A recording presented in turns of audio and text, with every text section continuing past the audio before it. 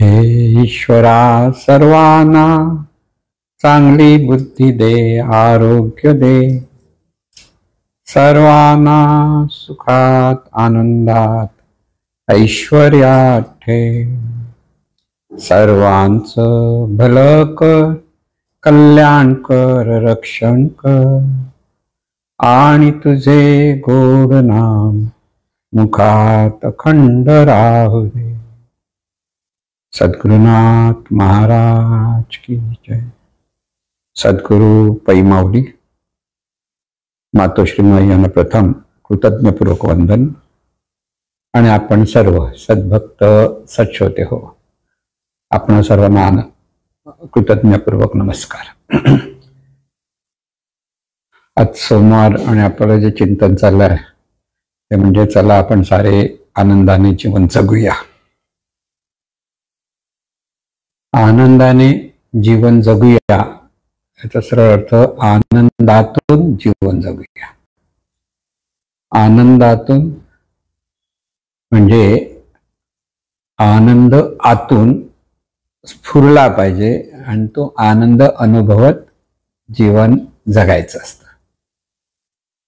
आता आपल्याला आनंद होतो असं जेव्हा काही माणसं म्हणतात ते कधी आनंद होतो ह्याचा तर विचार केला तर आपल्या मनाच्या ठिकाणी काही धारणा आहेत, भावना आहेत, आवडी आहेत, गोडी आहेत, त्या जर आपल्याला त्याप्रमाणे बाहेरची परिस्थिती प्राप्त झाली की आपल्याला आनंद होतो.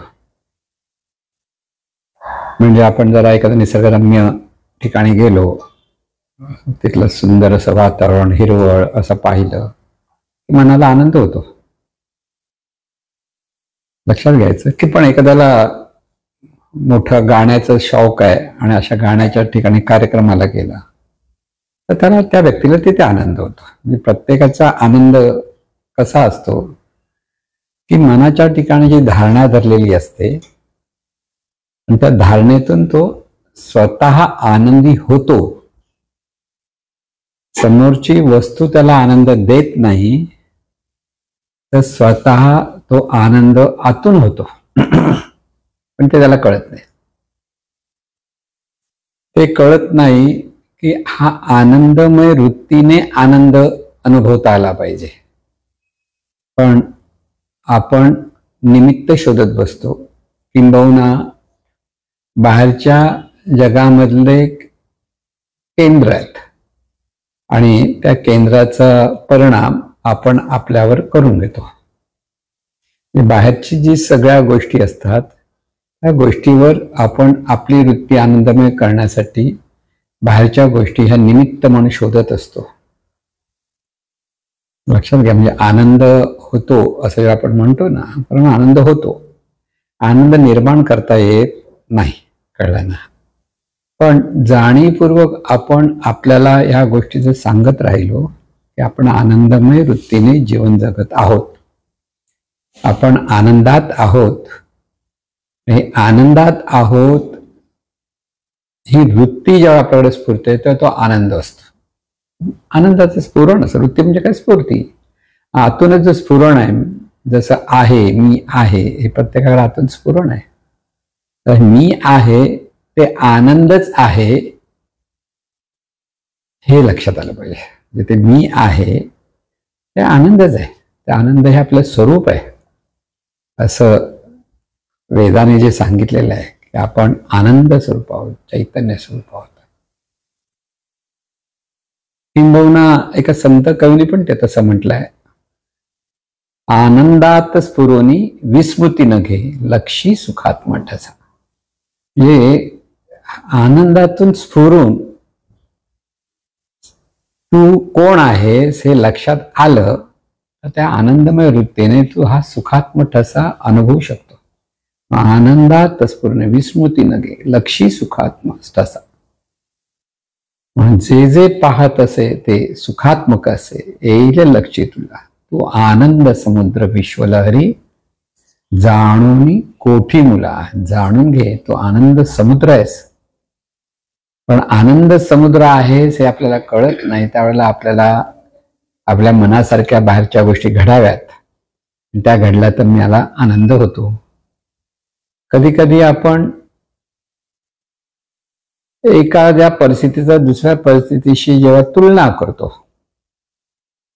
म्हणजे समजा आपण मुंबईच्या रहदारीतून चालतोय, खूप गोंगाट होतोय, हे होतंय, गरम होतंय, घाम येतोय, आणि त्याच्यातून आपण एखाद्या एअर कंडिशन रूम मध्ये जाऊन बसलो, बरं वाटलं म्हणतो ना. परिस्थितीची तुलना, तिथल्या तो त्रास जो वाटत होता तो त्रासापासून आपण मुक्त झालो म्हणून आनंद झाला, असंही होतं.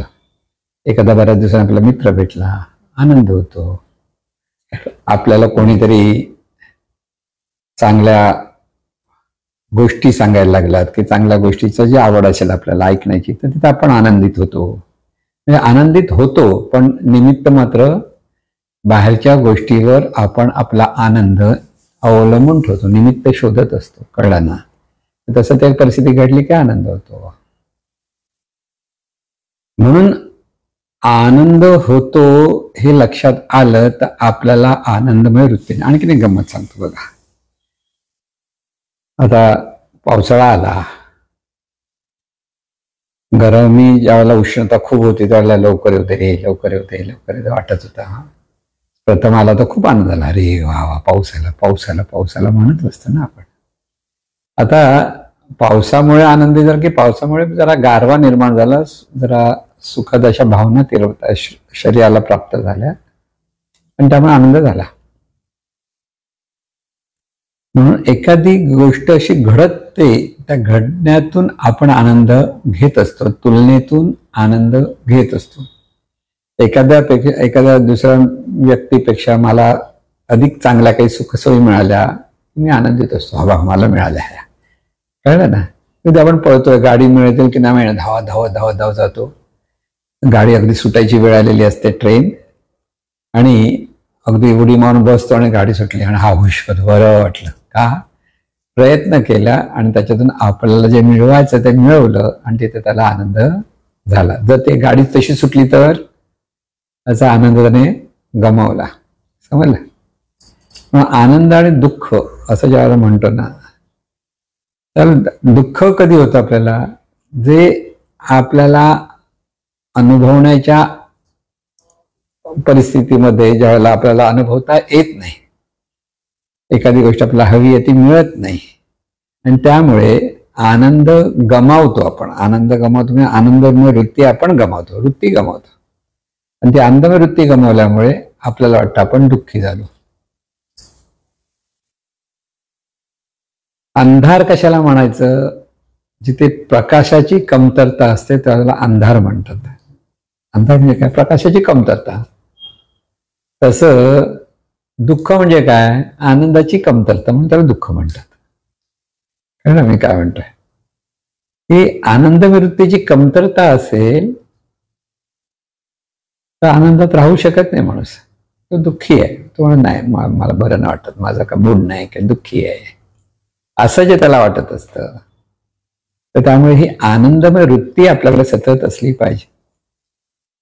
हे आनंदमय वृत्ती असण्यासाठी मगाशी जसं ते अभंग सांगितला, तो अभंग कसा आहे सुरुवातीचा? निद्रे माझी जसा निवृत्त असशी, जागेपणी होतसा, आनंदात स्फुरोनी विस्मृती न घे, लक्षी सुखात माठसा, जे जे पाहतसे ते सुखात्मक असे, येईल लक्षी तुला, तू आनंद समुद्र विश्वलहरी, जाणूनी कोटी मुला.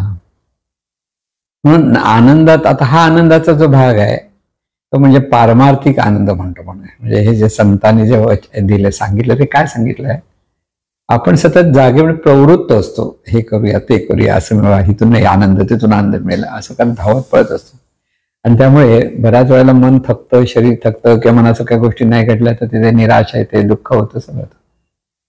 मग निद्रे माझी जसा निवृत्त अशी, जागेपणी होत असा, म्हणजे सर्व काही आजूबाजूला ज्या गोष्टी आहेत त्यात तू लिप्त होऊ नकोस, शांतपणे तसा स्थिर राहा. आणि आनंदातच स्फुरोनी विस्मृती न घे. की हे त्या आनंदाचं स्फुरण तुझ्याकडे होत आहे, ते विस्मृत घेणे लक्षी सुखात म्हटलं, की ते सतत आपल्या ठिकाणी आनंद आहे आणि आपण आनंद स्वरूप आहोत हे स्मरण धारण कर आणि त्याच्यातून तू हे सुखात्मक ठसा, म्हणजे जे हे आपलं स्वरूप आहे तो सुखात्मक ठसा आहे, तो आपल्याला अनुभवता आला पाहिजे. म्हणून जे जे पाहत असे ते सुखात्मक असे येईल लक्ष, म्हणजे ज्या त्या भावनेतून जेव्हा तू सगळीकडे पाहतोस ना, तर सगळीकडे आनंदी आनंद असतो. म्हणजे तिथं पूर्वी काय होतं, अमुक मनात सगळी गोष्ट घडली की आपला आनंद होतो, पण तू आनंदातूनच जेव्हा सगळीकडे पाहतोस तर ज्या ज्या गोष्टीशी तुझा संबंध येतो ते आनंदातून तू पाहतोस आणि तिथे हे सुख आहे की आनंद आहे हे कळतं, लक्षात घ्या. म्हणून आनंद वृत्ती ही आपल्याला आपल्याच ठिकाणी धारण करायची आहे किंवा तिचं स्फुरण व्हायला हवं, हा बोध लक्षात ठेवला की आपण आनंद स्वरूप आहोत, आनंद स्वरूप आहोत, हा आनंद आपणच आनंद आहोत. म्हणून आनंदाचं स्फुरण कसं धारण करायचं हे आपल्या लक्षात आलं पाहिजे की स्वतःच स्वतःला आपण आनंदमय वृत्तीने पाहतो आहोत हे कळतं. आणि नेहमी आनंदमय वृत्ती धारण केली तरच आनंद होतो, नाहीतर नाही होत.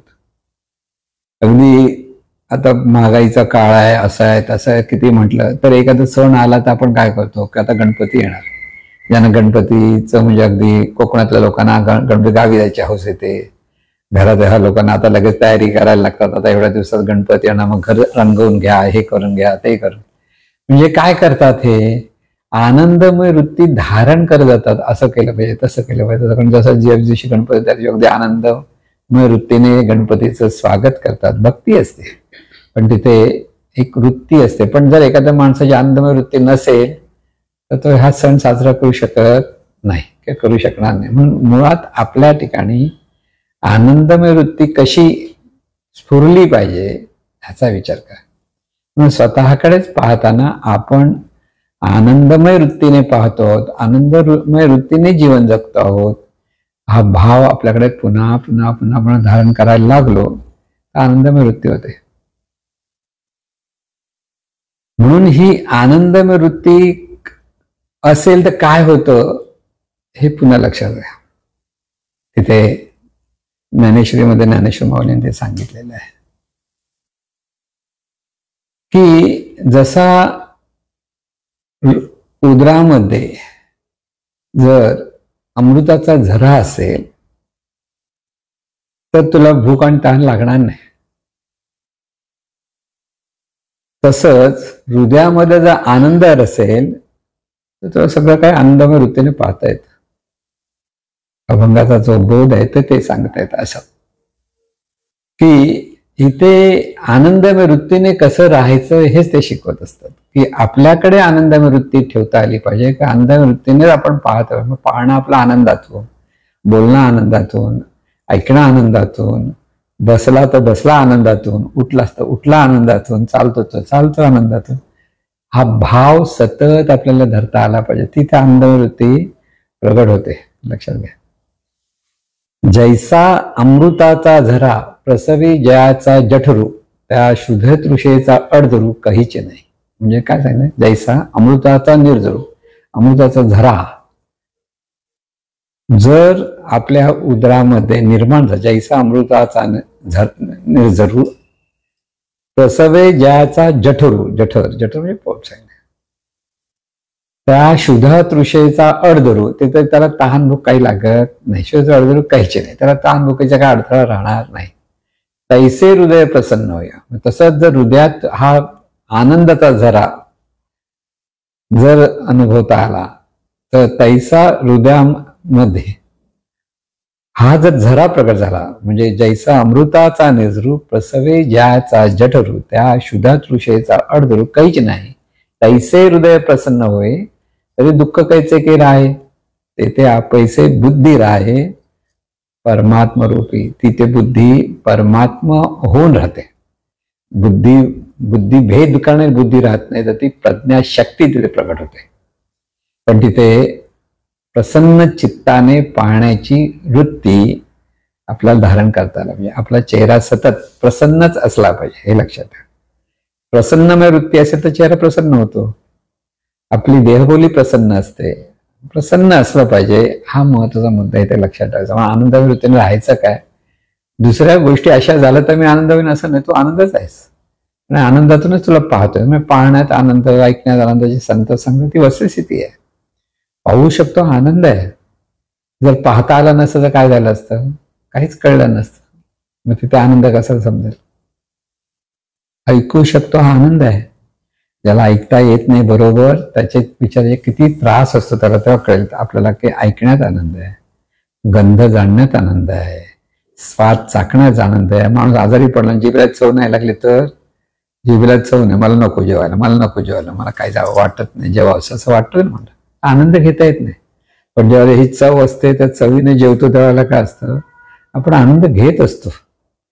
पण हे आनंद घेण्याची ही जी आपली प्रक्रिया ती आपल्याला बदलायची आहे. लक्षात ठेवा, समोर हे चांगलं खायला पिळायला म्हणून मी आनंदात, सगळे चांगले कौतुक करतात म्हणून मी आनंदात, सगळ्यांनी मला चांगल्या चांगल्या गोष्टी दिल्या म्हणून मी आनंदात. हे बाहेरच्या गोष्टीवर जेव्हा जितके आपण अवलंबून राहतो तेव्हा ते परावलंबी होतो आणि त्या परावलंबनातून मिळणारा आनंद परावलंबी असतो. कारण ती घटना, किती वस्तू, किती व्यक्ती जर आपल्याजवळ नसेल तर आपला आनंद चाकता येणार नाही, का आनंदाला होता येणार नाही. मग नेमकं काय करायचं? आपणच आनंदमय वृत्तीने जीवनाकडे पाहायला शिकायचं आहे. बाहेरची निमित्त शोधायची गरज नाही. हे शरीर आहे ना, आणि शरीरातून आपण पाहतो ना, ते शरीर म्हणजे आनंदाचा गड्डाच आहे, लक्षात ठेवायचं. आणि त्या गड्डाच्या आधारे जे जीवन जगतो आहोत आपण, ते आनंदमय वृत्तीने जगण्यासाठी जगतो आहोत. म्हणून मी आनंद आहे, हा आनंदातून हे जीवन चाललंय, ह्या आनंदातून पाहणं चाललंय, आनंदातून बोलणं चाललंय, आनंदातून बसल्या जागी थोडंसं बघा, चिंतन करा की आनंद आनंद म्हटलं की या शरीरामध्ये आनंदाची स्पंदनं सुरू होतात. जितकं आपण मनापासून आनंदमय वृत्तीने पाहण्याचा प्रयत्न करू तितकं ही आनंद वृत्ती बहरायला लागते. म्हणून इथे मात्र एक लक्षात ठेवायचं, कोणतंही दुष्कर्म आपल्याकडे असता कामा नये. दुष्कर्म असेल तर आनंदवृत्तीने राहता येत नाही, कारण ते माणसाचं मन खातं. दुष्कर्म, कोणातरी वाईट केलं, कोणातरी फसवलंय, कोणातरी लुबाडलंय, हे दुष्कर्म आहे. दुसऱ्याला दुःख देणारं कार्य केलं तर ते दुष्कर्म. दुसऱ्याला आनंद देणारं कार्य केलं म्हणजे आपणही आनंद, तोही आनंद, ह्या अंगाने जे आपण जेव्हा काही कार्य करतो ते सत्कर्म. म्हणजे दुष्कर्मामध्ये आपण काहीतरी पटकन बोलतो, पटकन कोणाचा अपमान करतो, आपल्याला कळत न कळत कधी कधी होत असतं, पण ते होतं मात्र ते खरंच, आणि तिथे आनंदमय वृत्ती धारण करता येत नाही. आता तुम्ही रागायची वृत्ती धारण करू नका म्हटलं तरी रागवता की नाही? एखादा माणसा म्हणा रागवायचा नाही, पण काहीतरी जरा झालं की पटकन ती वृत्ती स्फुरते, राग येतो, आतूनच येतो. जसा राग आतून येतो तसाच आनंदही आतूनच आहे, लक्षात घ्या, बाहेरून काहीच नाही आहे. पण रागानेच जो एखादा म्हणून रागाने सगळीकडे घरात येतो, कुठे येतो रागाच्या भरात काही ना काही सगळ्यांना बोलत चालत चालतं, कारण त्याची राग शमलेला नसतो. छोट्या छोट्या गोष्टीत मोठमोठ्या आरडाओरडा करेल, कोणाला मारेल सुद्धा, हे सगळं रागाच्या वृत्तीत होतं. तेच त्याच्याच प्रमाणे आनंद वृत्तीने जर आपण सगळीकडे पाहिलं तर सगळ्यांशी हसून करून राहिला, अजून बोलून चालून राहिला, सर्वांच्या भल्याचं चिंतन केलं, जिथे मदत आहे तिथे मदत केली, जिथे शांत बसायचं तिथे शांत बसला, पण आनंद मिळतो. हे इतकं सहज आहे खरं सांगायचं तर, की इतकं सहज आपण बोलतोय ते आनंद आहे, पाहतोय तो आनंद आहे, ऐकतोय ते आनंद आहे. हे सहज जितकं आपल्या ठिकाणी चिंतन व्हायला लागतं तेव्हा ती आनंदमय वृत्ती आपल्याकडे प्रगट व्हायला लागते. लक्षात घ्या, वृत्ती प्रगट व्हावी लागते, आणि होण्यासाठी आपल्याच ठिकाणी आपण जर चांगले विचार, सद्विचार म्हणून किंवा सद्भावना आपल्याकडे यायला लागल्या तर आपल्याकडे सहज आनंदमय वृत्ती असते. सर्वांचं भलं व्हावं हे सहज सद्भावना जेव्हा आपल्याकडे येते तर आपण आनंदमय वृत्तीत असतो. तीच जर भावना नसेल तर ही आनंदमय वृत्ती धरता येत नाही. कोणातरी वाईट व्हावं असं वाटतं की कोणाचा द्वेष करतो आहोत, कोणाचा मत्सर करतो आहोत आणि मी आनंदात आहे असं कधी होऊ शकत नाही. म्हणून सत्कर्म फार महत्वाचं आहे. प्रयत्नपूर्वक सत्कर्म करा किंवा अट्टहासाने सत्कर्म करा आणि निग्रहाने दुष्कर्म टाळा. निग्रह पाहिजे. दुष्कर्म आपण पटकन करायला तयार होतो, माहीत नाही, पण आपल्याकडे ती सवय असते. पण प्रत्येक वेळा लक्षात ठेवायचं, अट्टाहासाने आपल्याकडे सत्कर्मच होत आहे इथे लक्ष ठेवा. म्हणून आनंदमय वृत्तीने जेव्हा आपण प्रत्येक कर्माकडे पाहायला लागतो तेव्हा ते सत्कर्म असू शकतं, की म्हणून त्यात सत्कर्म असण्याची बहुतांशी संभावना असते. क्वचित एखाद्या ती गोष्ट अपवादात्मक पद्धतीने होणार नाही, पण आनंदमय वृत्तीने पाहत राहायला पाहिजे. आणि अट्टाहासाने आपल्याकडनं सत्कर्मच झालं पाहिजे, इथे अट्टाहास पाहिजे, हट्ट, आग्रह, इथे आग्रह पाहिजे. आणि निग्रह म्हणजे काय, की तिथे दृढ निश्चय असतो. पण निग्रहाने दुष्कर्म टाळ. निग्रह काय, आपल्याकडनं दुष्कर्म होताच कामा नाही, लक्षात ठेवा. आणि आग्रह काय, आपल्याकडनं सत्कर्म सतत व्हायला हवा. आणि ह्या सत्कर्मातून आनंदमय वृत्तीने सतत राहता येतं. म्हणून जास्त म्हणजे अगदी क्षणोक्षणी सतत सावधानतेने आपल्या बाजूने की आपल्याकडून सत्कर्म किंवा सद्भावना ह्या सतत असायला हव्यात. त्या जर नसतील तर हे आनंदमय वृत्ती धारण करता येत नाही. परमार्थाच्या अंगाने जर आपली वृत्ती व्यापक असेल, सर्वांचा स्वीकार करणारी असेल, प्रत्येक परिस्थिती स्वीकार करणारी असेल, तर आपण आनंदमय वृत्तीने राहतो. प्रत्येक गोष्ट स्वीकारायची.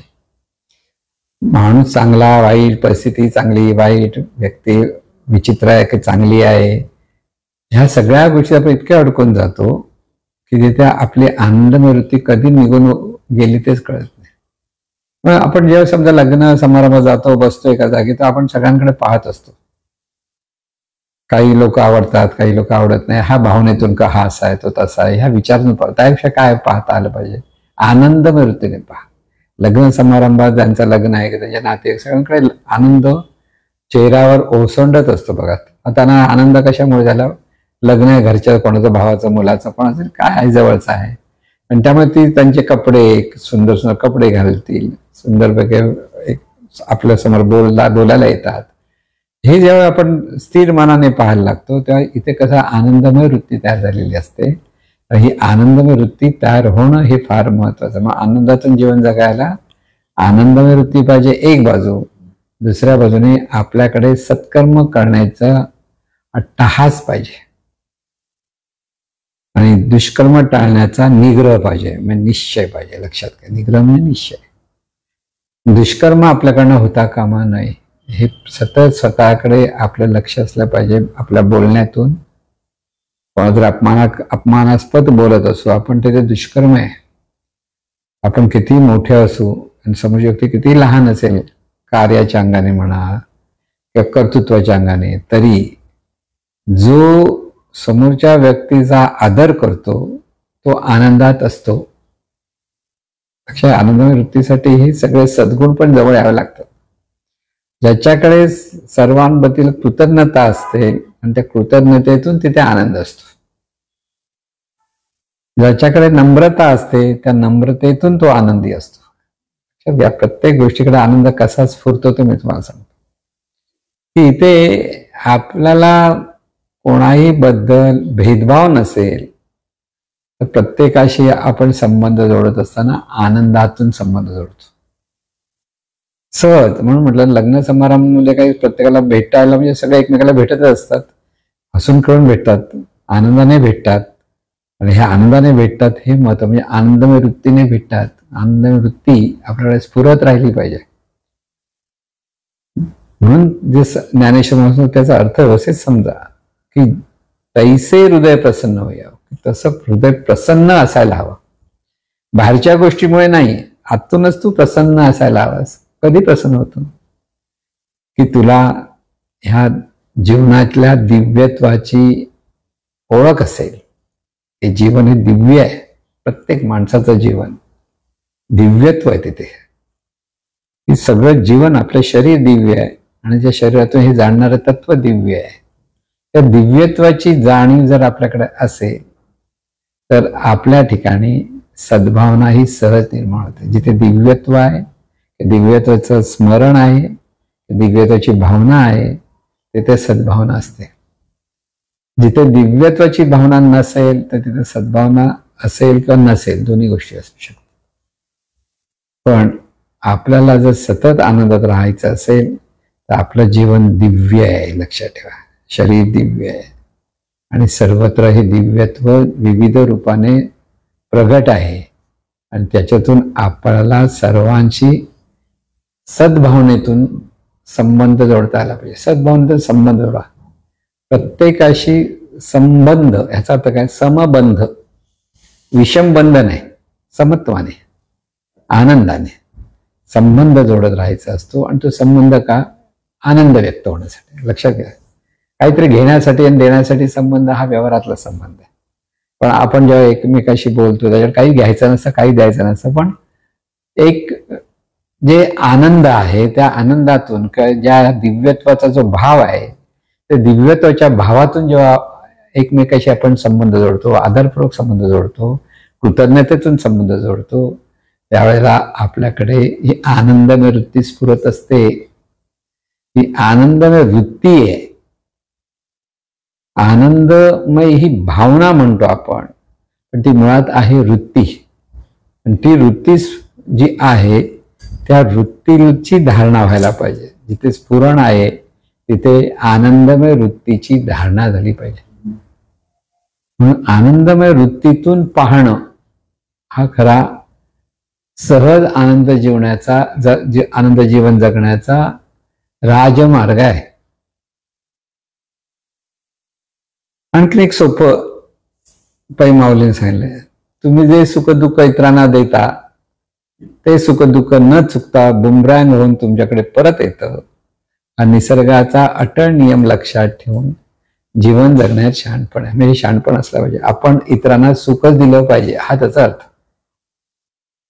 काही माझं दोन्ही, सुख दिलं तर सुख मिळेल, दुःख दिलं तर दुःख मिळेल. दुःखाचा विचारच करू नका, सुखच द्यायचं आहे. म्हणजे आनंदमय वृत्तीनेच आपल्याला सगळ्यांशी संबंध जोडण्याचा प्रयत्न होतो. साधं सोपं आहे खरं. म्हणजे आपल्याला ती संस्कृती जी आहे म्हणजे ती आनंदमय वृत्ती धारण करण्यासाठीच आहे. आपण नवीन किंवा कोणी बऱ्याच दिवसांनी काही छोटी मोठी माणसं तर आपण एकमेकाला भेटतो तर काय करतो खरं म्हणजे भारतीय संस्कृतीप्रमाणे नमस्कार करतो. एखादा खूप मोठा माणूस असेल तर तिथे त्याला वाकून नमस्कार केला की पायाला हात लावून नमस्कार केला जातो आणि तिथे आनंद असतो. त्यात काहीच हे नसतं. पण ही जी संस्कृती आहे आपली ती आज आपली बाजूला झाली आणि मग आपण शेकहँड करतो. शेकहँड पण करायला का वाईट काहीच नाही. शेकहँड करताना सुद्धा आनंदमय वृत्तीने जे आपण करत असतो तर आनंद असतो. पण संस्कृती काय, कोणी भेटलं तर आपण त्याला नमस्कार करतो. का नमस्कार करतो? तिथे देवत्वाचा भाव आपल्याला धारण करता आला पाहिजे. आनंदमय वृत्तीने राहण्यासाठी सर्वत्र देवत्व आहे म्हणजे दिव्यत्व आहे हा भाव आपल्याकडे सतत असला पाहिजे. आणि म्हणून मोठ्यांना नमस्कार करणं म्हणजे देवाला नमस्कार करणं. समोरच्या व्यक्तीला किंवा कोणी आपल्याकडे पाहुणे मंडळी येतात त्यापूर्वी तर अतिथी देवो भव म्हणून त्याचा तो अतिथी म्हणजे देवच पाहुणा आहे. पाहुणा जो आलेला तो देवच आहे. या भावात त्याचं अगदी स्वागत केलं जायचं, आतिथ्य केलं जायचं, आदरपूर्वक त्याच्याशी त्याला हवं नको ते पाहिलं जायचं, सन्मान दिला जायचा. यातून निर्माण काय होतं?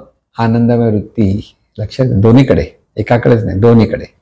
दोन्ही व्यक्ती समोरासमोर एकमेकाला जर आदर व्यक्त करत असतात तर तिथे आनंद व्यक्त होतो. पण जी व्यक्ती ज्यावेळेला आदर व्यक्त करायचं थांबवते तर आनंदमय वृत्ती विरली म्हणून समजा. म्हणून ह्या जीवन जगत असणे छोट्या छोट्या गोष्टी आपल्याला लक्षात ठेवता आला पाहिजे. समोरच्याचा आदर हा आपल्याकडनं व्हायलाच हवा. ही जाणीवपूर्वक जाण आपल्याला धारण करता आली पाहिजे की मला समोर जो समोर दिसेल त्याला आनंदमय वृत्तीने पाहता आलं पाहिजे किंवा त्याचा माझ्याकडनं आदरच झाला पाहिजे. हे जेव्हा आपण पुन्हा पुन्हा सांगतो ना तेव्हा आपलं सहजपणे तसं वागणं होतं नाही असं नाही, होतं. पण पुन्हा पुन्हा ते सांगावं लागतं. विचार तशी धारणा करावी लागते. हे सगळं जीवन आनंदमय आहे ही भावना धारण करावी लागते. आपोआप ती होत नाही. काही लोकांना आपोआप होतं त्यांचा पिंडच तितका शुद्ध असतो, तर त्यांना आपोआप आनंदमय वृत्तीने धरता येतं, का आनंदमय वृत्तीने पाहत असतं. म्हणून श्रीकृष्णाचं जीवन पाहिलं तर आनंदमय वृत्तीने सगळं जीवन चाललेलं होतं. पण गौतम बुद्धाचं तर सगळं त्यागवृत्तीने जीवन जगलं. दोघी महान आहेत, दोघंही महान. दोघांची वागण्याची पद्धत कशी आहे, एक त्यागवृत्तीने आणि एक सर्वांना स्वीकारत सर्वांना आनंद देण्यात आनंदमय वृत्ती आहे. गौतम बुद्धांकडे जी होती ती शांतिमय वृत्ती होती, सुख शांती हा जो भाव आहे ना तो त्यांच्याकडे होता. पण दोन्ही पद्धती आहेत, तुम्हाला कोणता घ्यायचा की दोघांमधून सुवर्णमध्य कसं साधायचा हे आपण ठरवायचंय. आपल्याला हे कळलं पाहिजे की आपल्याला सतत आनंदमय वृत्तीने जीवन जगता आलं पाहिजे. जितका चांगला विचार आपण करतो तो विचार हळूहळू आकारात, पटकन कधी अनुभवाला येणार नाही, पण हळूहळू तो आकाराला येतोच. तुम्ही जर एखादी स्कूटर नवीन घेतली आणि तर पहिलाच काय विचार करायचा, आपल्या स्कूटर खाली मुंगी पण येता कामा नये इतका सावधपणे आपण स्कूटर चालवली पाहिजे. विचारधारा ना, पण विचार करता आधीच म्हणतो अरे बाबा रस्त्यावर जाताना कोण कुठं आपटणार नाही ना, कोण मध्ये येणार नाही, तो मध्ये आला म्हणून समजाच, कारण विचारच तर केलेला असतो. मग आनंदमय वृत्तीने हे करताना हे नकारात्मक विचार अजिबात येता कामा नये, पण व्यवस्थित शिकवूनच ते स्कूटर चालवावी. म्हणून मी चांगला विचार करतो आणि चालवता येत नाही वाटेल अशी चालवली, तसं नाही. म्हणजे कर्म करणं आणि त्याचबरोबर आनंदवृत्ती असणं या दोन्ही गोष्टी योग्यच असल्या पाहिजेत. त्या पद्धतीने आपल्याला आनंदवृत्तीने जीवन जगता येतं. म्हणून सतत स्मितहास्य असणं, सतत चेहरा प्रसन्न असणं हे आनंदमय वृत्तीचं लक्षण. त्यासाठी मेकअप करावे लागत नाही. आनंदमय वृत्ती दाखव, मेकअप करून आनंदमय वृत्ती दाखवता येतं का नाही? बऱ्याच लोकांना वाटतं मेकअप केला की छान दिसलं म्हणजे आनंदमय वृत्ती होते, असं काही नसतं. छान दिसलं पाहिजे पण त्यासाठी मेकअप करावा लागतो असं काही गरज नाही. अगदी साधी राहणी आणि उच्च विचार असं पूर्वी सांगायचं. आपली राहणी साधी पाहिजे, विचार मात्र उच्च पाहिजेत. आज उलट आहे, उच्च म्हणजे हायफाय कपडे आणि हायफाय मेकअप करून राहणं आणि विचार मात्र अनिष्ट असणं, आणि त्यामुळे तिथे आनंदमय वृत्ती होऊ शकत नाही. म्हणून सतत आनंदातूनच जीवन जगायचंय, सतत आनंदमय वृत्तीने जीवन जगायचंय. सगळं जे जे आहे ते आनंदमयच आहे हा भाव सतत आपल्याकडे, म्हणजे आपलं शरीर हे आनंदमय आहे, जाणीव आनंदमय आहे, प्रत्येक गोष्ट आनंदमय आहे. आपण श्वास घेतो हा आनंदमय आहे. तुम्हाला कशावरून श्वासात नाकपुडी दाबून ठेवा, श्वास घेऊ नका, मग काय होतं ते बघा. मग कशी वर खाली जीव तळमळतो श्वास घ्यायला. का तळमळतो? कारण तो आनंदमय वृत्तीपासून दूर झालाच म्हणून तळमळतो जीव. म्हणून सतत आनंदमय वृत्तीने जीवन जगण्यात शहाणपण आहे. जीवन जगण्याची कला जी आहे ती आनंदमय वृत्ती आणि सत्कर्म ह्या दोन्ही गोष्टी आपल्याकडे व्हायला पाहिजेत. कोणाही जीवाचा न घडो मत्सर वर्म सर्वेश्वर पूजनाचे. संत जे सांगतात आहेत अगदी छोट्या ह्याच्यात जे सांगतायत ना ते महत्वाचं लक्षात घेता आलं पाहिजे.